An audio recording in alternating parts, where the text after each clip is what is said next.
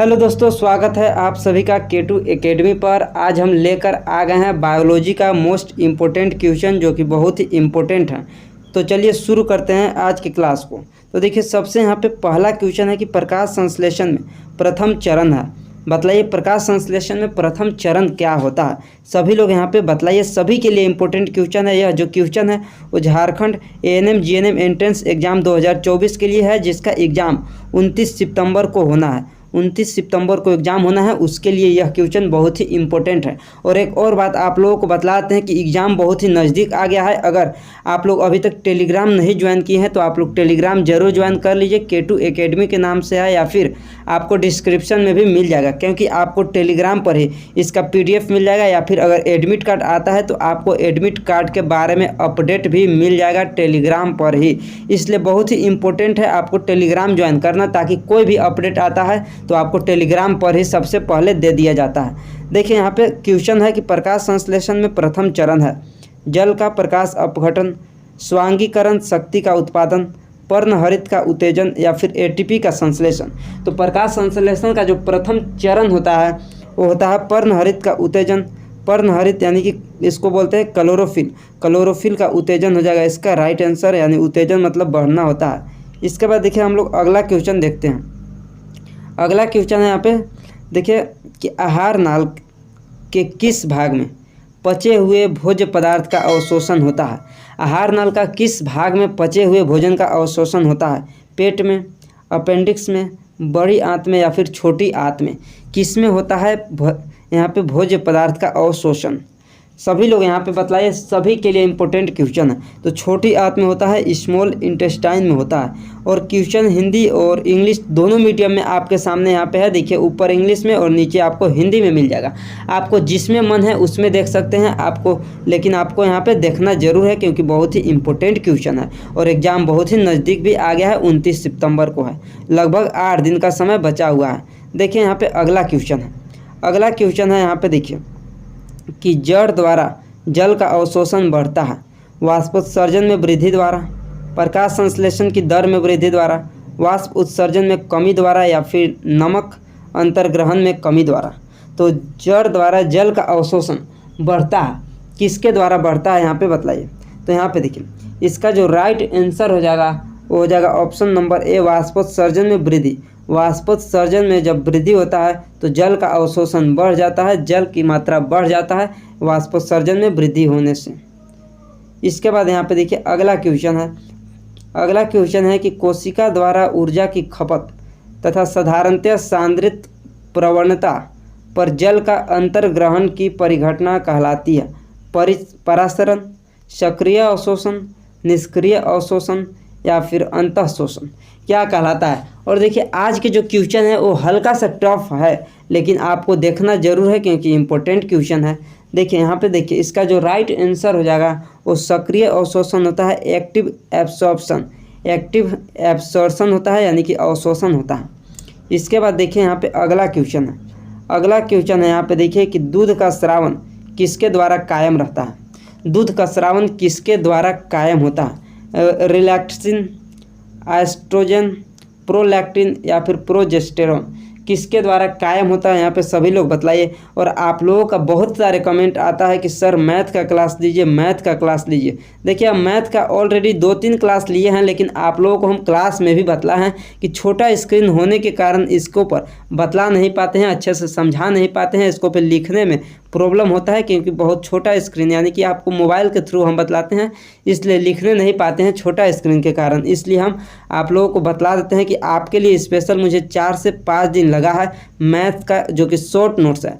Math का short notes है जिसको आप 1 से 2 दिन में कंप्लीट कर सकते हैं। उसको मैं आपको फार्मूला है और कुछ एग्जाम्पल दिया है और कुछ उसको मैं कॉन्सेप्ट दिया है, जो कि मात्र 21 रुपया में आप उसको ले सकते हैं और आप 1 से 2 दिन में मैथ को कंप्लीट कर सकते हैं, क्योंकि उसमें सभी फार्मूला दिया है जिसको पर क्वेश्चन आता है। तो उसका भी कमेंट बॉक्स में लिंक है, आप लोग ले सकते हैं। देखिए यहाँ पे क्वेश्चन पर आते हैं। तो दूध का स्रावन किसके द्वारा कायम रहता है? तो वो होता है प्रोलैक्टिन द्वारा, प्रोलैक्टिन के द्वारा होता है। इसके बाद देखिए अगला क्वेश्चन है कि मस्तिष्क तथा स्पाइनल कॉर्ड में रहता है। मस्तिष्क तथा स्पाइनल कॉर्ड में क्या होता है? Peripheral nervous system, sympathetic nervous system, central nervous system या फिर पैरासिम्पैथिक नर्वस सिस्टम। देखिए एक क्वेश्चन को हम पहले के क्लास में भी बतलाए हैं, एक क्वेश्चन को पहले के क्लास में बोलते हैं बतला है, उसको CNS बोलते हैं, CNS सेंट्रल नर्वस सिस्टम। यहाँ पे देखिए ऑप्शन नंबर 3 पे सेंट्रल नर्वस सिस्टम, इसको बोलते हैं CNS। ऑप्शन नंबर 3 हो जाएगा इसका राइट आंसर, CNS। इसके बाद देखिए यहाँ पे अगला क्वेश्चन पर आते हैं। अगला क्वेश्चन यहाँ पे है, देखिए कि प्रमस्तिष्क गोलार्ध केंद्र है। जो प्रमस्तिष्क है आपका जो दिमाग है वो किसके लिए है? सोचने के लिए, संतुलन के लिए, गंध के लिए या फिर स्वाद के लिए? तो आपको तो देखिए गंध तो बिल्कुल नहीं होगा, गंध के लिए नाक का होता है और स्वाद के लिए जीभ का होता है, मुंह का होता है, और संतुलन बनाने के लिए और एक सोचने के लिए। तो इसका जो राइट आंसर हो जाएगा वो सोचने के लिए होता है, प्रमस्तिष्क गोलार्ध। प्रमस्तिष्क जो होता है वो सोचने के लिए उत्तरदायी होता है। ऑप्शन नंबर ए हो जाएगा थिंकिंग, थिंकिंग हो जाएगा इसका राइट आंसर। इसके बाद देखिए यहाँ पे अगला क्वेश्चन है।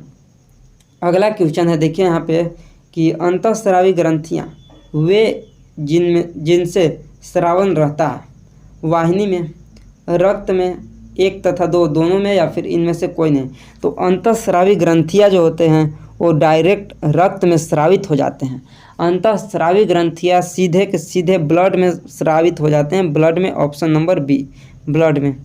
इसके बाद देखिए क्वेश्चन नंबर 89 है कि निम्न में से कौन किसी हार्मोन का स्रावन नहीं करता है? वृष्ण, प्लीहा, अंडाशय या फिर पैंक्रियाज।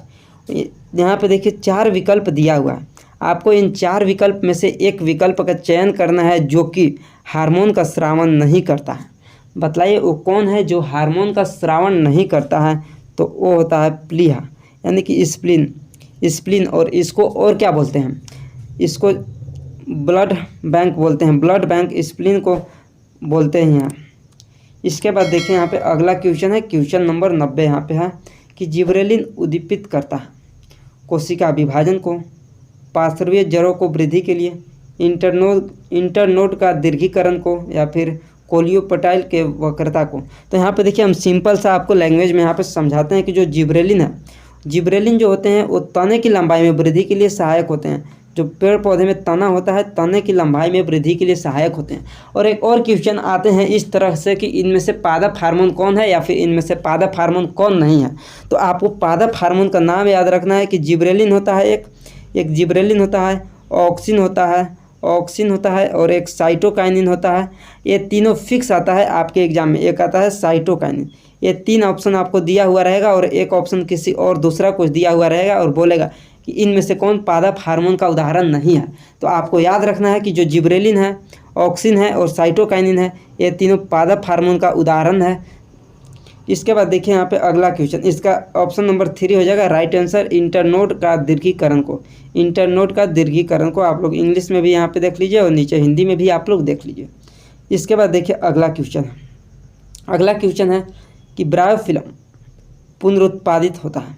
ब्रायोफिल्म जो है वो पुनरुत्पादित होता है। और एक क्वेश्चन देखिए प्रीवियस ईयर में आया हुआ है, यह बहुत ही इंपॉर्टेंट क्वेश्चन है, प्रीवियस ईयर में आया हुआ क्वेश्चन है ANM और GNM झारखंड में।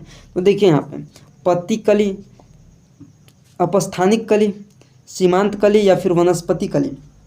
जो ब्रायोफिल्म होता है, ये ब्रायोफिल्म की जो पत्ती होता है, पत्ती के द्वारा अगर मान लीजिए यहाँ पे एक पत्ती है, अगर एक पत्ती अगर ज़मीन में गिर जाता है, पत्ती ज़मीन में गिर जाता है तो इस पत्ती से एक और नया पौधा का विकसित हो जाता है, पत्ती से न्यू पौधा विकसित हो जाता है। इसी को हम बोलते हैं यहाँ पे ब्रायोफिल्म। और यह पत्ती से होता है, पत्ती कली से होता है, यानी कि leaf bird. Option number first. इसके बाद देखिए अगला क्वेश्चन है, अगला क्वेश्चन है यहाँ पर देखिए कि एक माली गुलाब के पौधे के तनों को काट कर बोते हैं, यदि परिघटना कहलाती है। यह परिघटना क्या कहलाती है? जब एक माली गुलाब के पौधे पे तने को काट कर अगर वो लगाता है तो उसको क्या कहते हैं? ग्राफ्टिंग, बडिंग, वेजिटेटिव प्रोपेगेशन या फिर पार्थेनोजेनेसिस। तो इस विधि को हम लोग कहते हैं ग्राफ्टिंग, ग्राफ्टिंग कहते हैं। अगर जो यहाँ पे मान लीजिए कि यह गुलाब का फूल है एंड इसको तने के हम लोग यहाँ से काट के अगर इसको हम लोग लगाते हैं इस तने को, तो इसको हम लोग ग्राफ्टिंग बोलते हैं, ग्राफ्टिंग यहाँ पे बोलते हैं इसको, ग्राफ्टिंग। ऑप्शन नंबर फर्स्ट हो जाएगा इसका राइट आंसर। इसके बाद देखिए यहाँ पे अगला क्वेश्चन है, अगला क्वेश्चन है यहाँ पे देखिए कि मानव में अंडाणु का प्रजनन होता है। मानव में अंडाणु का प्रजनन होता है अंडाशय में, योनि में, गर्भाशय में या फिर फैलोपियन ट्यूब में कहाँ पे होता है मानव में अंडाणु का प्रजनन? तो बतलाइए यहाँ पे कहाँ पे होता है। तो देखिए यहाँ पे फैलोपियन ट्यूब यानी कि फैलोपियन ट्यूब में होता है। और फैलोपियन ट्यूब में कहाँ पे होता है, एक क्वेश्चन बीएससी नर्सिंग में आता है। तो फैलोपियन ट्यूब में एम्पुला नाम की एक जगह होता है, एम्पुला में होता है। लेकिन आपको मैट्रिक लेवल पे क्वेश्चन आएगा तो फैलोपियन ही दिया हुआ रहेगा आपके ऑप्शन में।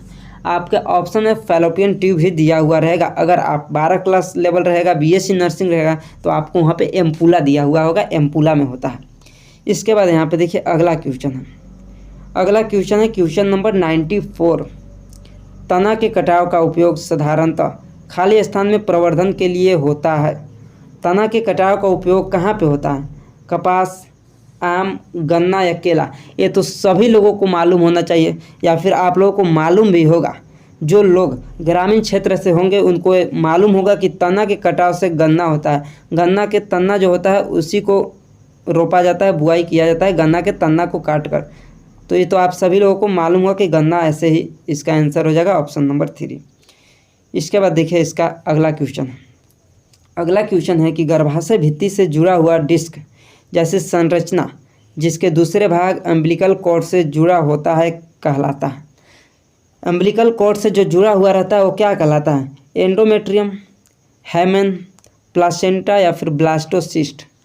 बतलाइए क्या कहलाता है। आप सभी लोग बतलाइए कि इसको क्या कहते हैं। जो कि एम्बिलिकल कॉर्ड के द्वारा जुड़ता है उसको प्लेसेंटा बोलते हैं, प्लासेंटा उसको बोलते हैं, placenta. Option number 3, option number 3 हो जाएगा इसका राइट आंसर, प्लासेंटा। इसके बाद देखिए अगला यहाँ पे क्वेश्चन है कि युग्मन में रहता है। युग्मन में क्या होता है? जीन के दोनों अलील, जीन में मात्र एक अलील, जीन के सभी अलील या जीन का कोई अलील नहीं। तो यहाँ पे देखिए जो युग्मन होता है, युग्मन में जीन में कोई एक अलील होता है, कोई एक ही अलील होता है, सिंगल एक जीन में एक ही अलील होते हैं, यानी कि ऑप्शन नंबर बी हो जाएगा। जीन में मात्र एक अलील, एक जीन में केवल एक अलील होते हैं। ऑप्शन नंबर 2 इसका राइट आंसर हो जाएगा। इसके बाद देखिए हम लोग अगला क्वेश्चन पर आते हैं। अगला क्वेश्चन है यहाँ पर देखिए कि समजात अंग का उदाहरण है। समजात अंग का उदाहरण क्या है? हमारी बाँह तथा कुत्ता का अगला पैर, हमारे दांत तथा हाथी के दांत, आलू तथा घास का धावक या इनमें से सभी। सबसे पहले आपको ये जानना जरूर है कि समजात अंग क्या होता है। तो समजात अंग क्या होता है? जिसकी उत्पत्ति और संरचना समान होता है, जिसका उत्पत्ति और जो संरचना होते हैं वो समान होते हैं, लेकिन उसका कार्य अलग अलग होते हैं, कार्य अलग अलग होते हैं। तो देखिए हमारी बाँह और कुत्ते का पैर दोनों की उत्पत्ति सेम है लेकिन कार्य अलग अलग होते हैं, यह समजात अंग है। हमारे दांत और हाथी का दांत दोनों की उत्पत्ति सेम है लेकिन कार्य अलग अलग। और ऑप्शन नंबर सी आलू तथा घास का धावक ये भी सेम है। तो इसका हो जाएगा राइट आंसर इनमें से सभी, ऑप्शन नंबर डी इनमें से सभी। इसके बाद देखिए अगला क्वेश्चन है। अगला क्वेश्चन है यहाँ पर देखिए, अगला क्वेश्चन है कि ऊर्जा का सबसे सुरक्षित स्रोत है। ऊर्जा का सबसे सुरक्षित स्रोत क्या है आप लोग बतलाइए। ईंधन ऊर्जा, नाभिकीय ऊर्जा, जैव ऊर्जा या फिर सौर ऊर्जा? बतलाइए कौन है। और अगर आप लोग साइंस का स्पेशल, अगर साइंस जिसको में फिजिक्स, केमिस्ट्री और बायोलॉजी है, अगर आप लोग नोट्स लेना चाहते हैं तो आप लोग ले सकते हैं कमेंट बॉक्स में और डिस्क्रिप्शन में, दोनों जहां लिंक दिया हुआ है। सिर्फ और सिर्फ आपको 99 रुपीज़ में मिलेगा। और इस नोट से ANM GNM झारखंड में 2022 में और 2023 में 85 क्वेश्चन आए हैं। 85 क्वेश्चन आए हैं 90 में से, यानी कि 90 क्वेश्चन में से 85 क्वेश्चन सीधे उसी नोट्स से आए हुए हैं, तो आप लोग ले सकते हैं। देखिए इसका जो राइट आंसर होगा वो नाभिकीय ऊर्जा हो जाएगा। ऊर्जा का सबसे सुरक्षित स्रोत नाभिकीय ऊर्जा। इसके बाद देखिए अगला क्वेश्चन है। अगला यहाँ पे क्वेश्चन है, यहाँ पे देखिए अगला क्वेश्चन है क्वेश्चन नंबर 99 कि नाभिकीय रिएक्टर में द्रव सोडियम धातु प्रयुक्त होता है ईंधन के रूप में, शीतलक के रूप में, विमंदक के रूप में, या फिर इनमें से कोई नहीं। किसके रूप में यूज होता है? तो वो शीतलक के रूप में यूज होता है, ऑप्शन नंबर 2। इसके बाद देखिए क्वेश्चन नंबर 100 है यहाँ पे कि निम्न में से कौन जैव भार ऊर्जा का उदाहरण नहीं है। निम्न में से कौन जैव भार ऊर्जा का उदाहरण नहीं है? बतलाइए सभी लोग। तो ऑप्शन ए है यहाँ पे लकड़ी, ऑप्शन बी यहाँ पे है गोबर गैस, ऑप्शन 3 है नाभिकीय ऊर्जा और ऑप्शन डी है कोयला। यहाँ पे सभी लोग बतलाइए क्या हो जाएगा इसका राइट आंसर, कि जैव भार ऊर्जा का उदाहरण कौन नहीं है, बतलाइए। सभी लोग बतलाइए और टेलीग्राम जरूर सभी लोग ज्वाइन कर लीजिएगा, क्योंकि कोई भी इम्पोर्टेंट अपडेट आता है तो आपको टेलीग्राम पर ही दिया जाएगा और पीडीएफ जितने भी ये सभी का है उसका भी आपको वहाँ पे ही दिया जाएगा। देखिए इसका राइट आंसर हो गया नाभिकीय ऊर्जा, ऑप्शन नंबर 3 नाभिकीय ऊर्जा। तो यही था आज के इम्पोर्टेंट क्वेश्चन। आप लोगों को कैसा लगा आप लोग कमेंट बॉक्स में ज़रूर बताइएगा, और आप लोग चैनल पर नए हैं तो चैनल को सब्सक्राइब जरूर कर लीजिएगा और अपने सभी दोस्तों के पास शेयर जरूर कीजिएगा। मिलते हैं अगली वीडियो में, और आप लोग टेलीग्राम जरूर ज्वाइन कर लीजिएगा, बहुत ही इम्पोर्टेंट है क्योंकि अब एग्ज़ाम नज़दीक आ गया है। अगर कोई भी अपडेट आता है तो आपको वहाँ पे दे दिया जाएगा।